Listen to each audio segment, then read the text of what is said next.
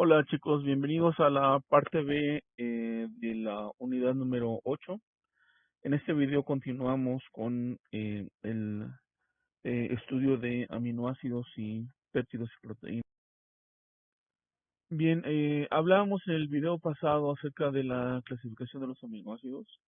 En esta tabla de Ledinger vemos también datos extra acerca de los aminoácidos, aparte de su clasificación. Aquí vemos en la parte de arriba a los clasificados como no polares o con cadenas alifáticas. Dijimos que son los GABLI más la metionina. Aquí vemos el peso molecular, bueno, la abreviación de 3 letras, una letra para cada uno de los aminoácidos. El peso molecular desde la glicina, que tiene un peso molecular de 75 daltons, que es la más pequeña, hasta el triptófano, que tiene un peso molecular de cerca de 200 daltons. Bien vemos los valores de pK, dijimos el pK1 correspondiente al grupo carboxilo es bajito, cercano a 2. El pK2 de grupo amino arriba de 9. El punto isoeléctrico para cada uno de los aminoácidos. Recuerden que este es el punto donde se encuentra en forma suiteriónica. Y aquí vemos otro dato nuevo que es el índice de hidropatía. Este índice nos dice qué tan hidrofóbicos o hidrofílicos son cada uno de los aminoácidos. En este caso, los valores negativos nos hablan de un valor más hidrofóbico y los valores positivos de un valor más hidrofílico. Esto es importante porque, por ejemplo, si en la secuencia primaria de una proteína, o sea, qué aminoácido sigue después de cuál, vemos que hay una región como de unos 20 aminoácidos que son hidrofóbicos pero consecutivos, o sea, uno pegado con otro. Es probable que esa región constituya un dominio transmembrana porque se ha visto que los aminoácidos hidrofóbicos con valores más negativos que se muestran aquí en esta tabla, tienden a formar hélices alfas que son muy estables a nivel de dominios transmembrana. Más adelante vamos a hablar del índice de hidropatía. Muy bien, aquí en esta imagen vemos el enlace peptídico, que es la reacción la cual permite unir a dos aminoácidos para formar un péptido o una proteína. Bien, en la parte de arriba tenemos un aminoácido. Aquí está el grupo carboxilo, el amino carbono alfa y el radical de este aminoácido. Y a la derecha tenemos el segundo aminoácido. Aquí tenemos el grupo amino, carbono alfa y carboxilo. Vemos como el grupo carboxilo y el grupo amino son los que interactúan para formar este enlace, que es un enlace covalente, que recuerden se lleva a cabo solamente en los ribosomas durante la traducción. Entonces, de arriba hacia abajo, vemos una reacción de condensación donde este alcohol y este hidrógeno se van en forma de agua y eso permite que el carbono del carboxilo y el nitrógeno del amino formen este enlace que está aquí y este es el enlace peptídico como tal. El rompimiento de este enlace peptídico se llama hidrólisis, se requiere una molécula de agua que entre para estabilizar al carbono y al nitrógeno que se separan y es la reacción que va de abajo hacia arriba. Esta hidrólisis es la que llevan a cabo diversas proteasas y ciertas condiciones extremas como pHs, etcétera. Bien, vemos en el área sombreada a los átomos que participan en el enlace peptídico, que dijimos es el carbono, el nitrógeno, y con sus respectivos hidrógeno y oxígeno. Debido a que los aminoácidos, ya que están unidos por el enlace peptídico, ya no conservan el 100% de su estructura. ¿Por qué? Porque este alcohol se fue y este hidrógeno se fue en forma de agua. A estos aminoácidos ya dentro de la proteína o del péptido se les llama residuos de aminoácidos porque ya no están al 100% completos como estaban cuando estaban por separado, solos. Entonces, de esta forma tenemos a los residuos ya formando la proteína mediante enlaces peptídicos. Y si hacemos referencia a el residuo X en la proteína, se refiere al aminoácido que está en esa posición en la cadena proteica. Bien, aquí vemos un péptido que está formado por, en este caso, 1, 2, 3, 4, 5 residuos de aminoácidos. Vemos que el área sombreada representa aquí el enlace entre el carboxilo y el amino de dos aminoácidos distintos. y esto representa el enlace peptídico. Entonces, estos 5 residuos de aminoácidos están unidos por estos 4 enlaces peptídicos sombreados aquí en la imagen. Y noten que en el lado izquierdo de la imagen, el primer residuo que está aquí tiene su grupo amino libre. ¿Por qué? Porque ya no hay otro aminoácido acá, otro residuo. Entonces, esto se llama extremo amino terminal.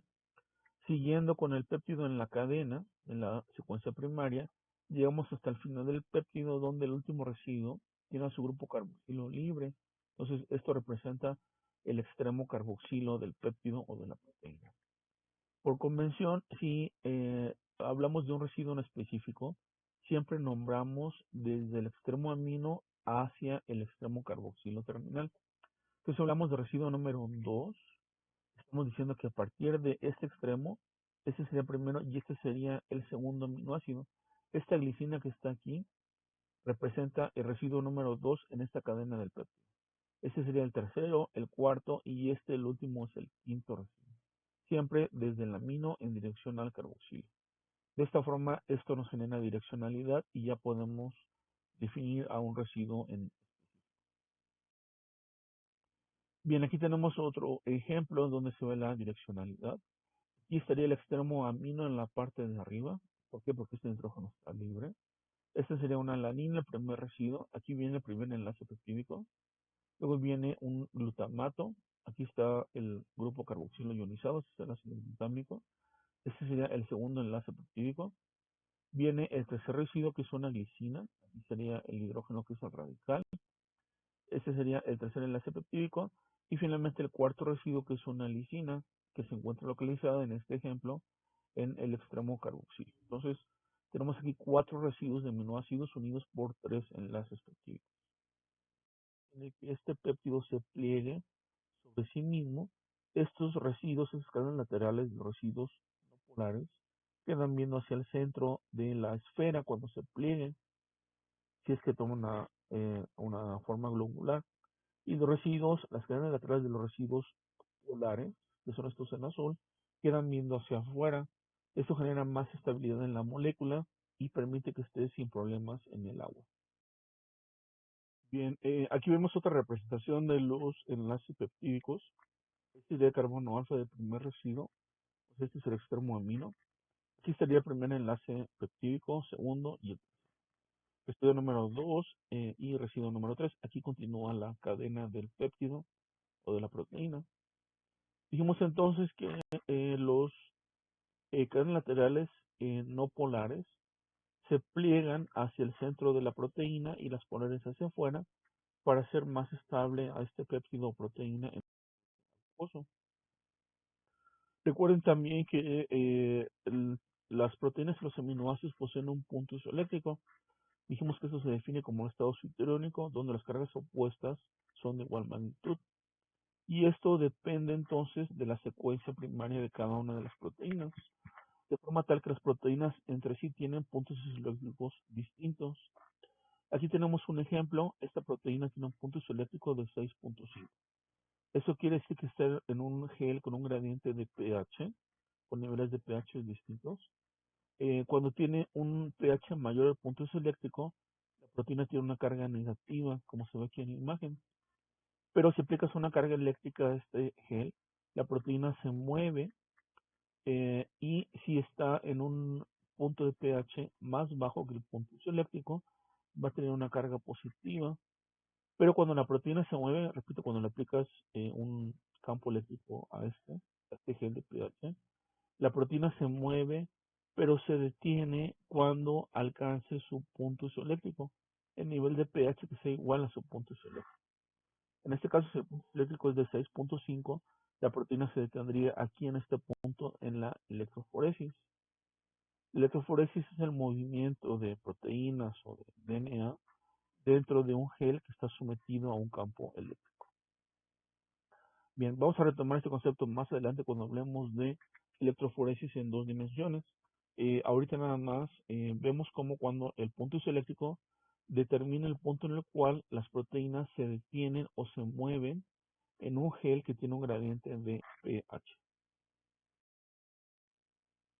Bien, vemos como algunas proteasas que son las que rompen el enlace peptídico. Dijimos que esta es una reacción de hidrólisis. Tienen sitios preferenciales. En esta tabla se ve que todas estas proteasas, que son las que están aquí en esta columna, tienen sitios distintos en los cuales cortan dentro de la cadena de la proteína. Muchas de ellas están en el tubo digestivo. Recuerden que esto nos ayuda a digerir las proteínas que vienen en la dieta. Y entonces, en base a la secuencia primaria de la proteína, estas proteasas van a actuar y a romper aquí estos enlaces peptídicos, liberando entonces a los aminoácidos. Bien, dijimos que las proteínas tienen una secuencia definida y eso se define como el orden de los residuos de los aminoácidos.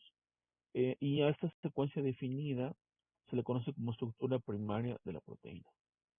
Las proteínas, recuerden, son péptidos largos que pueden alcanzar incluso cientos o miles de residuos de aminoácidos unidos entre sí, formando una sola cadena de la proteína. Las proteínas, en cuanto a su secuencia, tienden a estar conservadas entre las diversas especies. Por ejemplo, si comparamos el ratón y el humano, pero como se imaginarán, no son idénticas al 100%.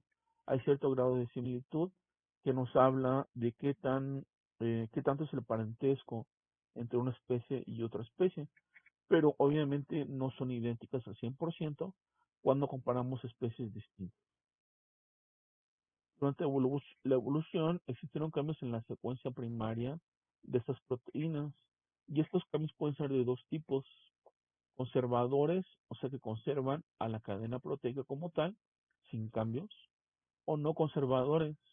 Estas mutaciones entonces inducen cambios en los aminoácidos que forman la cadena y esto tiene eh, consecuencias graves potenciales, que ya vimos pueden ser deleterios o pueden ser benéficos. Bien, aquí vemos una comparación entre una proteína del humano, que estaría aquí en la primera fila, en la de arriba, y el cachalote en la segunda fila de aquí abajo. Aquí empieza el extremo amino de la proteína, esto es el número de residuos. Continúa aquí en el siguiente renglón, continúa. Siempre es el humano en la de arriba y el cachalote en la de abajo. Los residuos que están en color azul son aminoácidos idénticos. Los que están en color verde son sustituciones, pero del mismo tipo de aminoácidos. Por lo tanto, como pertenecen a la misma familia estas sustituciones, no se espera que haya demasiados cambios en la proteína.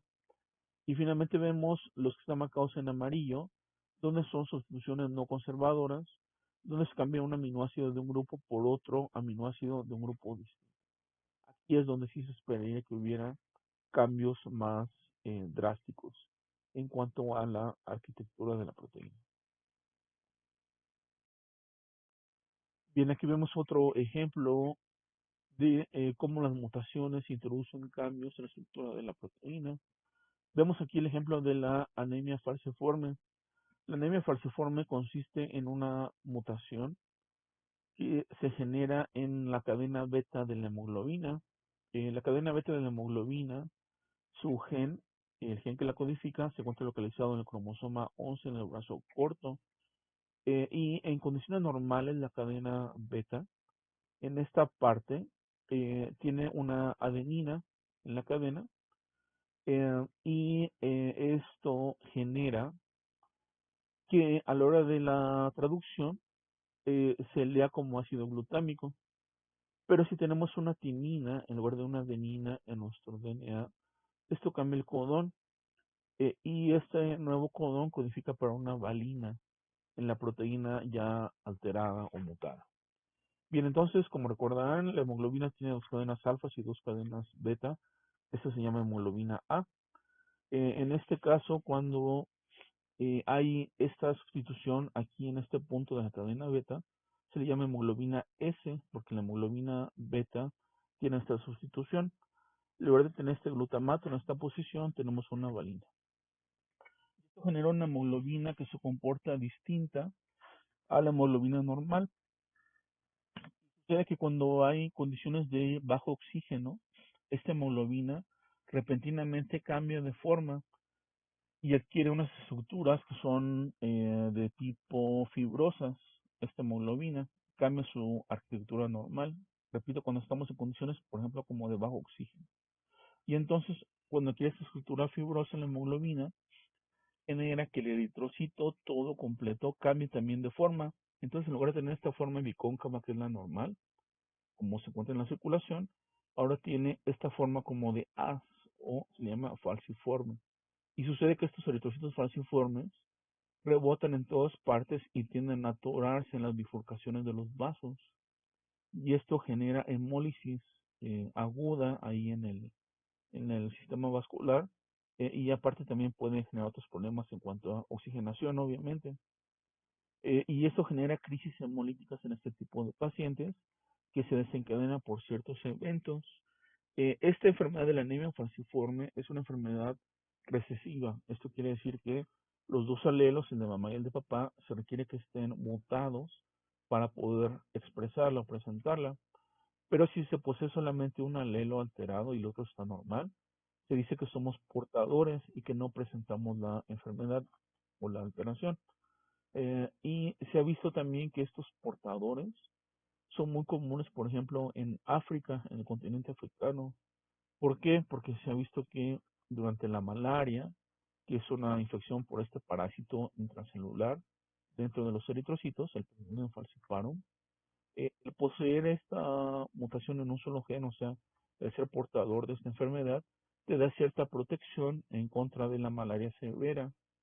Entonces, esto ha hecho también esta presión positiva, que se fije esta mutación en la población y que una parte significativa de la población africana exprese, incluso también en el Mediterráneo, exprese esta mutación y que sean también portadores. Este es un ejemplo de cómo esta alteración cambia la función de la proteína y esto genera un ejemplo drástico que cambie también drásticamente la arquitectura de la célula y en este caso esto genera las crisis hemolíticas.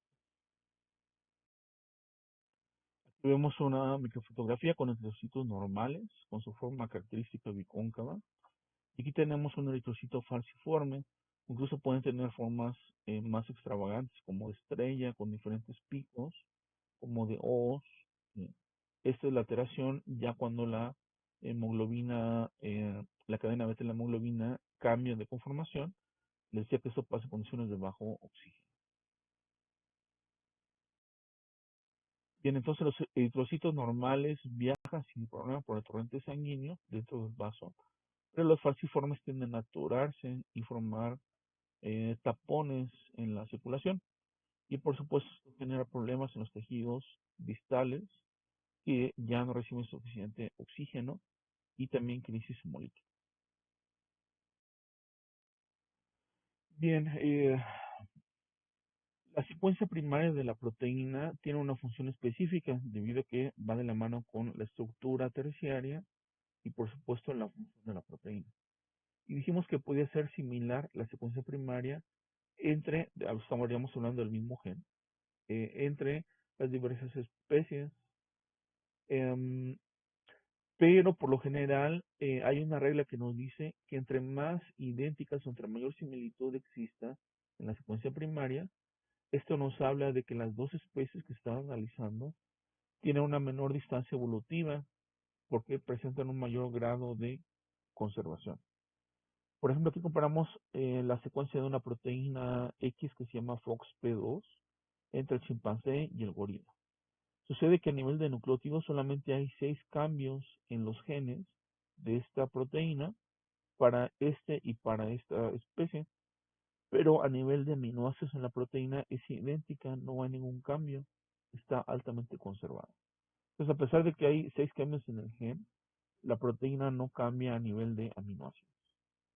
Y si comparamos la proteína del chimpancé con la del ratón, ya vemos que hay mucho mayor número de cambios de nucleótidos, más o menos 130, pero a nivel de aminoácidos solamente hay una diferencia entre la secuencia primaria del chimpancé y del ratón. Entonces, esto se puede utilizar para generar modelos de qué tanta es la distancia a nivel evolutivo de una especie y otra especie. Bien, vamos a hablar ahora de los péptidos.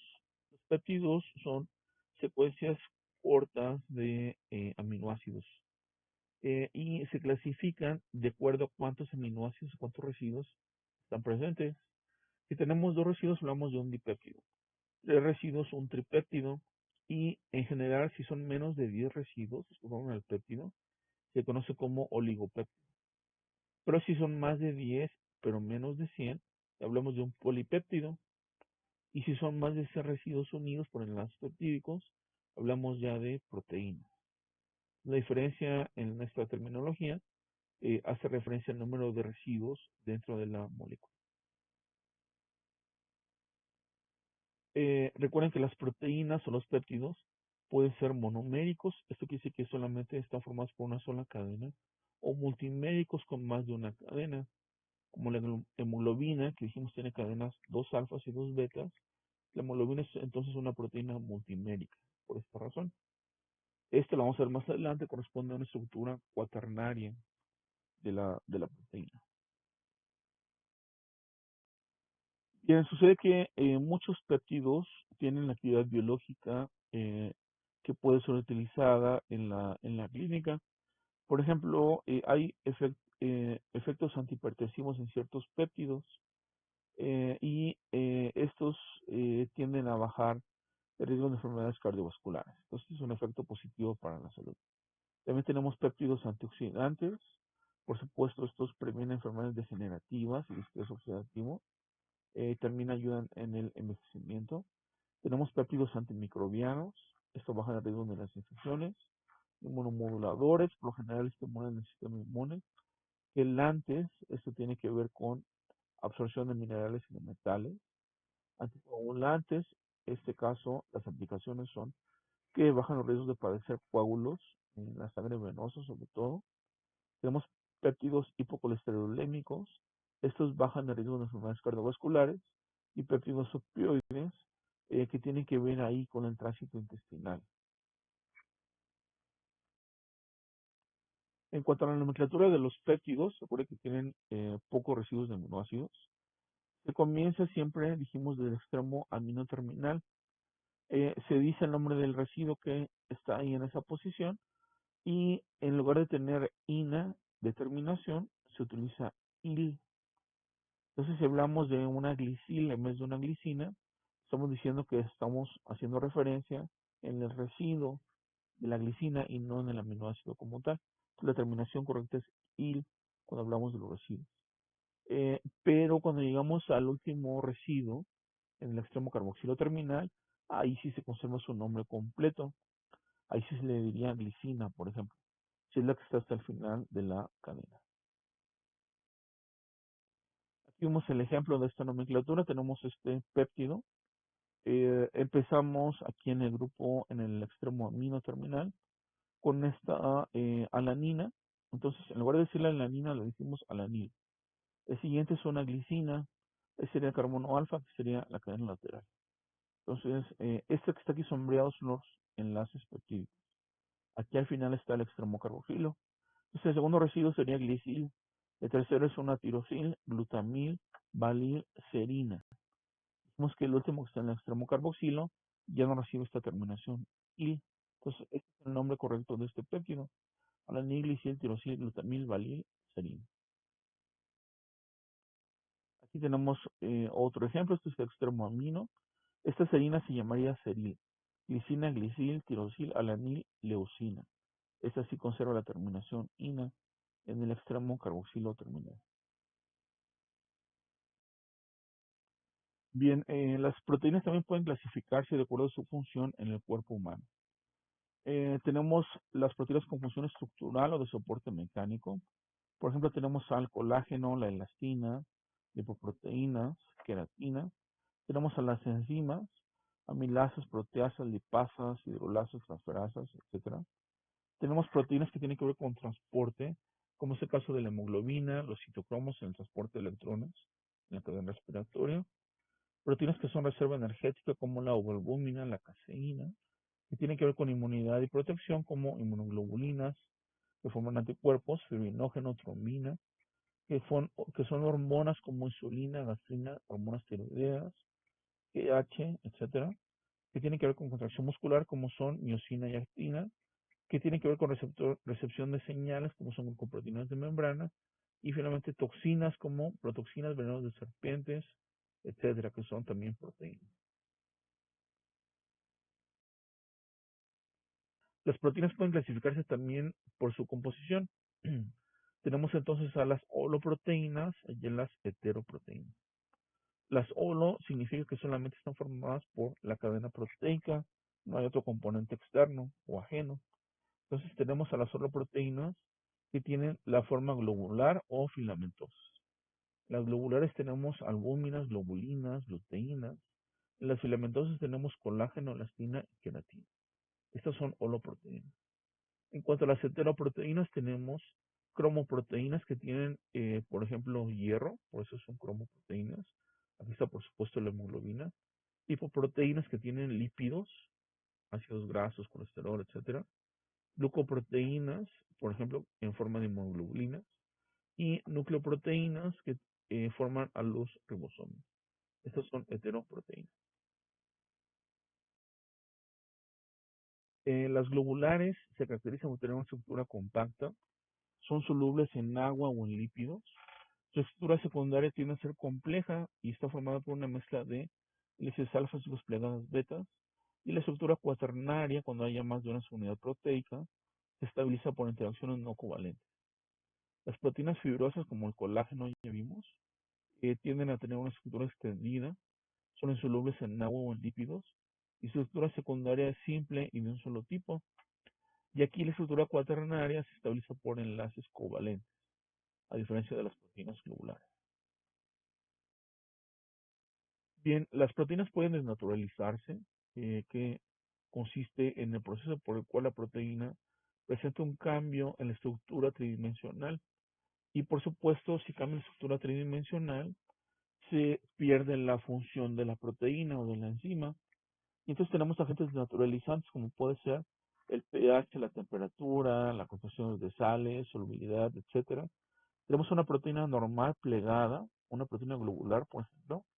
Aquí vemos hélices alfas, sus plegadas betas. Pero cuando se desnaturaliza, se pierde esta arquitectura. Entonces se pierde tanto la estructura secundaria como terciaria. Retiene solamente la estructura primaria, que es la secuencia de residuos. Pero bajo ciertas condiciones, se puede otra vez renaturalizar y formar otra vez o adquirir su estructura terciaria, lo cual le permitiría seguir siendo funcional. Bien, aquí vemos la formación de enlaces no covalentes que ayuden a explicar la estructura secundaria en las proteínas. Aquí vemos dos extremos de la cadena principal de una proteína. Recuerden que esta cadena principal comúnmente se dibuja en blanco, como vemos en esta imagen. Y esa cadena principal representa los enlaces péptidos de los carbonos alfas del esqueleto de la proteína.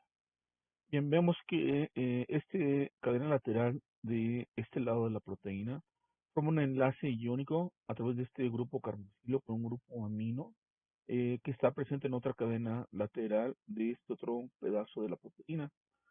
De esta forma, este enlace iónico ayuda a formar la estructura secundaria de las proteínas, junto también, por supuesto, con la formación de puentes de hidrógeno, como vemos aquí en estas líneas rojas, y también por las fuerzas de Van der Waals entre los átomos que están muy cercanos en contacto.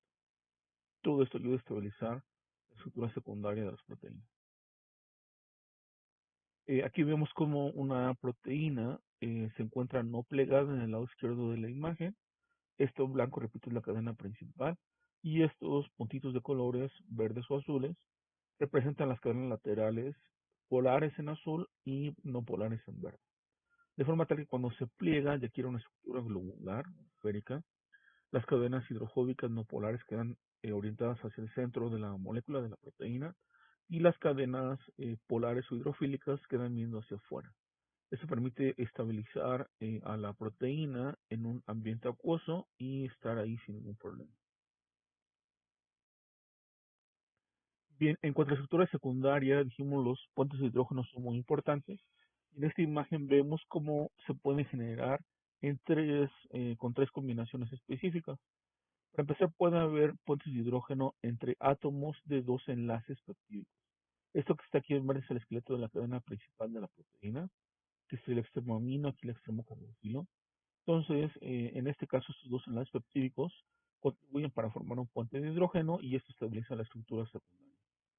También se pueden formar entre átomos de un enlace peptídico y un aminoácido en su cadena lateral. Este sería un enlace peptídico y este sería un aminoácido en su cadena lateral. Aquí está un puente de hidrógeno, aquí en color amarillo. Y la tercera posibilidad es que se formen solamente entre átomos de las cadenas laterales de aminoácidos, que sería este color azul en este ejemplo. Entonces también entre los aminoácidos en sus cadenas laterales se pueden formar estos puentes de hidrógeno. Bien, aquí vemos cómo la estructura secundaria también se modifica, dijimos, por un agente desnaturalizante, en este caso la urea. Tenemos aquí a la proteína plegada en su conformación nativa, es una proteína globular. Pues esta proteína, al ser globular, es soluble y sin ningún problema se encuentra ahí flotando en el citosol. En el momento que esta proteína se naturaliza, como vemos aquí en la imagen del centro, debido a que se expuesta a una elevada concentración de urea, esto hace que pierda su plegamiento nativo y entonces la proteína pierde su conformación terciaria, incluso su conformación secundaria, se naturaliza y precipita en el citosol. En ciertos casos, como en el de este ejemplo de la urea, si se remueve la urea, la proteína puede volver a otra vez adquirir su estructura nativa y replegarse en su forma original y de esta forma vuelve a ser soluble. Bueno, este es soluble en citosol, insoluble en el citosol y otra vez en ciertos casos, como en este ejemplo, si se remueve la urea, puede ser soluble de nuevo en el citosol. Bien, aquí vemos ya específicamente las estructuras secundarias. Vemos en este caso a la hélice alfa. Esto que está aquí es el esqueleto principal, otra vez formado por carbonos alfas y por enlaces peptídicos. Más o menos una vuelta completa de una hélice alfa implica una altura de 0.54 nanómetros. Vemos en la imagen también, aunque aquí no se muestra en el lado derecho, que estas hélices alfas están estabilizadas por muchos puentes de hidrógeno, como se muestran aquí en esta figura. Aquí vemos a la otro tipo de estructura secundaria, que son las aguas plegadas beta. Otra vez aquí se representa solamente la cadena principal, sin cadenas laterales. Y vemos que en realidad esta estructura secundaria, igual que en el caso anterior, se estabiliza mediante la formación de múltiples puentes de hidrógeno entre los enlaces peptídicos y las cadenas laterales de los aminoácidos. Aquí vemos ejemplos de la estructura secundaria hoja plegada beta. La que puede tener dos formas, una que se llama antiparalela y otra que se llama paralela. En el caso de la antiparalela, en el lado izquierdo de la imagen, aquí comienza, ese sería el extremo amino, este sería el extremo carboxilo de la proteína. Aquí comienza a tomar ya la estructura de la hoja plegada beta, aquí termina, aquí una asa conectora pequeña, aquí reinicia de nuevo la hoja plegada beta, pero si se fijan, va en dirección contraria a la anterior. Esta dirección sería en este sentido. Aquí termina hoja plegada beta y otra asa conectora pequeña y aquí comienza de nuevo una tercera formación de hoja plegada beta en esta dirección. Aquí termina. Es la antiparalela por la direccionalidad invertida. En el caso de la imagen de la derecha es la hoja plegada beta paralela, donde comienza aquí la estructura, termina aquí y hay una asa conectora larga que regresa hasta el principio de esta nueva formación. Comienza aquí de nuevo en esta dirección, igual que en el caso anterior, termina aquí, otra asa conectora larga que regresa para acá, y aquí empieza de nuevo la tercera formación de hoja plegada beta. Esa es la diferencia entre la paralela y antiparalela. Bien, vamos a hablar de algo que son las representaciones de Ramachandran. Ramachandran fue un científico hindú muy importante, era un físico de hecho. No ganó el premio Nobel, pero sí lo hizo Raman, que fue el profesor de Ramachandran, fue uno de los 9 premios Nobel que India ha obtenido.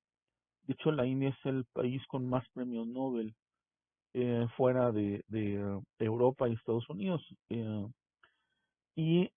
Muchos científicos en la India trabajan, sobre todo por la falta de recursos, un país muy parecido a México, con ideas más abstractas, por eso destacan en la física, en matemáticas, literatura también. No se requieren muchos recursos físicos para estas áreas de trabajo. Entonces, Ramachandra fue muy destacado en su tiempo. Él se educó también, parte de su educación fue en Inglaterra, cuando la India era colonia inglesa. Y él trabajó mucho con formación, con estructuras secundarias de proteínas y de otros compuestos. Y él ideó una gráfica, que se llama gráfica de Ramachandran, donde se representan las conformaciones posibles a nivel de estructura secundaria de una proteína o de un péptido. Y entonces las rotaciones se presentan en ángulos que van de los 0 a los 180 grados para el ángulo phi y el ángulo psi. El ángulo psi, dijimos, es entre el carboxilo y el carbono alfa. Y el ángulo phi es entre el amino y el carbono alfa. De esta forma, cada residuo tiene un ángulo psi y un ángulo phi por cada residuo de una proteína. Entonces, grafican estos dos puntos, el ángulo phi en el eje de las X y el ángulo psi en el eje de las Y. Tenemos valores que van desde más 80 hasta menos 180 grados de giro para cada uno de estos ángulos. Aquí Ramachandran observó que las estructuras secundarias de tipo hoja plegada beta tienden a concentrarse en el segundo cuadrante. Recuerden, el primer cuadrante, segundo, tercero y cuarto. Entonces, estos ángulos que están aquí, como vemos en la imagen de la derecha, corresponden a la hoja plegada beta. Estas angulaciones que están aquí en el tercer cuadrante corresponden a la hélice alfa en este sitio. Entonces, esto permite generar una especie de mapa o huella digital para cada una de las proteínas y correlacionar esta angulación del phi y del psi con su estructura secundaria y terciaria. En esto consiste la gráfica de Ramachandran. Bien, chicos, pues llegamos al final de esta segunda parte de esta unidad de aminoácidos y proteínas. En el siguiente video terminamos ya esta unidad y muchas gracias por su atención.